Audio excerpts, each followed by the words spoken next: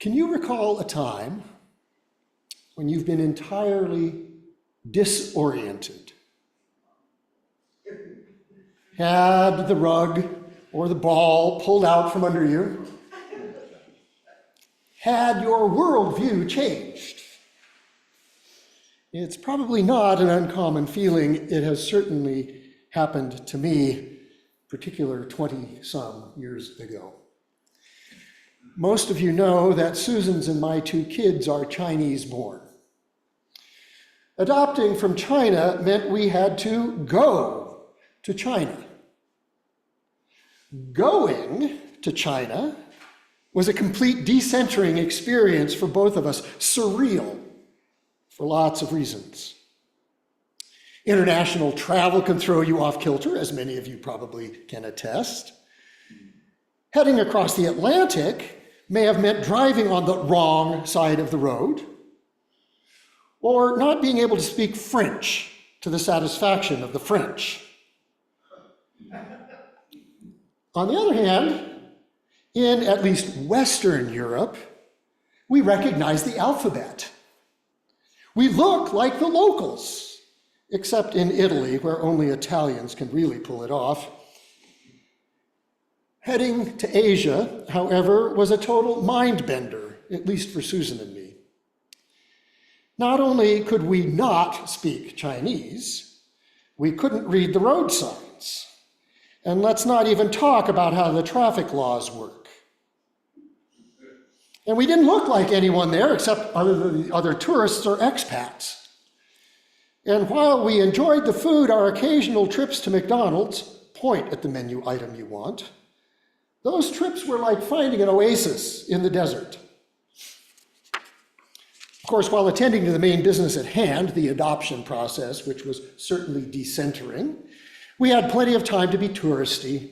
The National Tea Museum in Hangzhou, a must-see for Susan. The famous gardens of Suzhou, the 1,000-year-old Yuelu Academy in Changsha, which was Mao Zedong's birthplace. In Beijing, Red Square, speaking of Mao, the Great Wall, the Summer Palace, not so summery in December.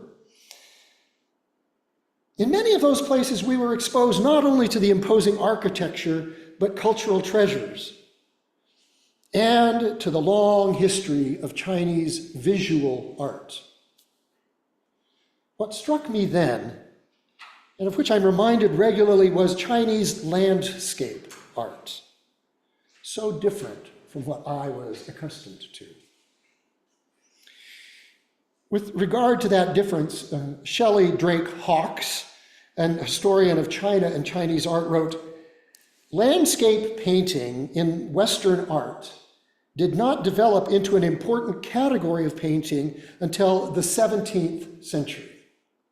In contrast, landscape painting in China was already a prized art form by the 9th century. In fact, when Chinese art was systematically introduced to the West during the 19th and 20th centuries, the prominence afforded nature as opposed to humans in Chinese art startled Western audiences." As someone who was accustomed to seeing European landscape paintings, both Western European and Western American, the Chinese landscape seems to depict a different world entirely, certainly a different mindset or philosophy. And one of the most significant of many distinctions was the place of humans in the artwork. As Hawkes observes, Western artists celebrated the human story above all else, while Chinese artists gave trees, plants, birds, rocks, and streams utmost scrutiny. Now, I don't want to idealize China, its history, philosophical, political, or otherwise, or its art. But art, whether musical, visual, or literary, reflects a particular perception of the world. Chinese landscapes, therefore, reflect one way of seeing the world. Hawkes writes, the tiny scale of humans relative to the mountains in a typical Chinese landscape painting suggests that we humans coexist with many other living things. Humans are integrated into a larger whole rather than celebrated as a towering presence. My years ago experience with Chinese landscape art came back to me this week as I read our lesson from Job. Yes, Chinese landscape art and Job. Job, as we know, struggles with the problem of undeserved suffering. Why is this happening to me? And by extension, why should anyone suffer without cause?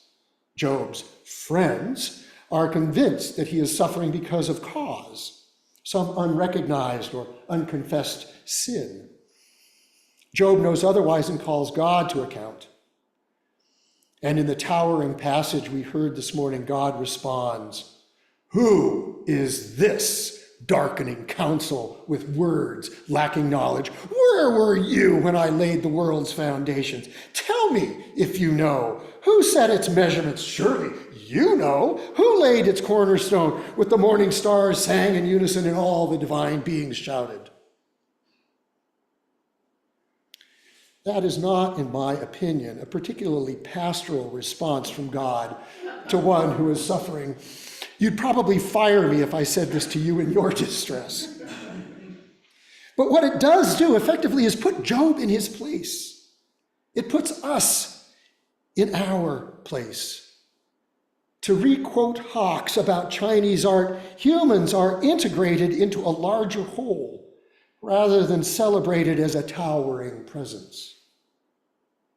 The book of Job reminds us that we are not a towering presence, as much as we would like to see ourselves and our ideas about the workings of the universe, as much as we would like to see us at the center or pinnacle of reality.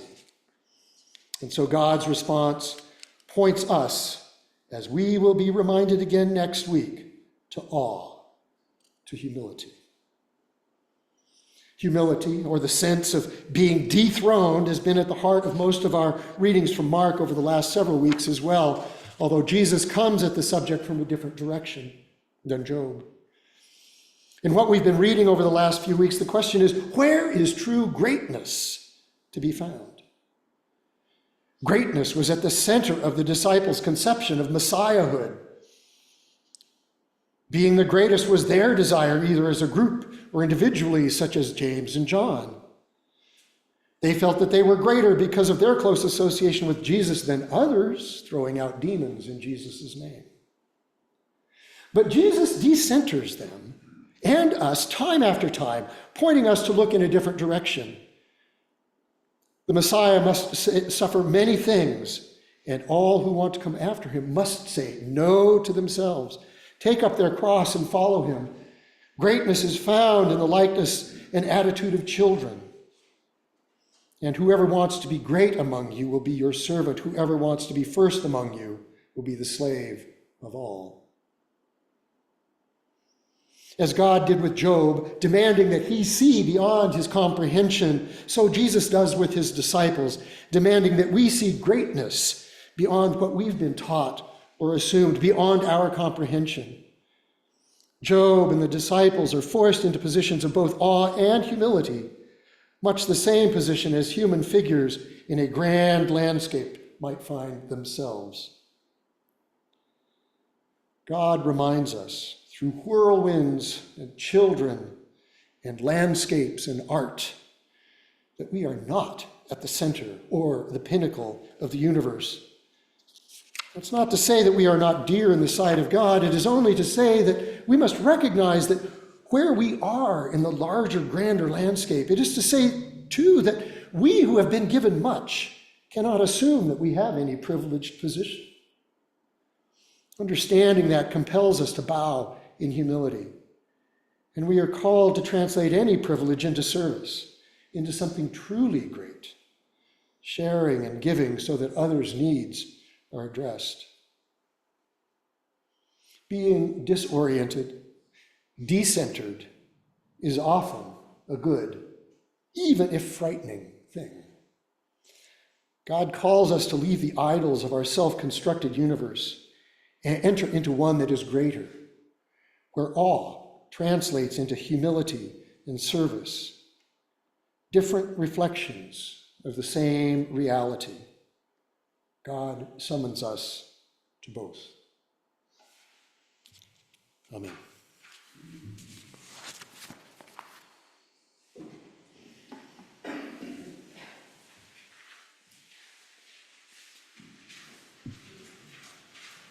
Please rise and let us continue our worship.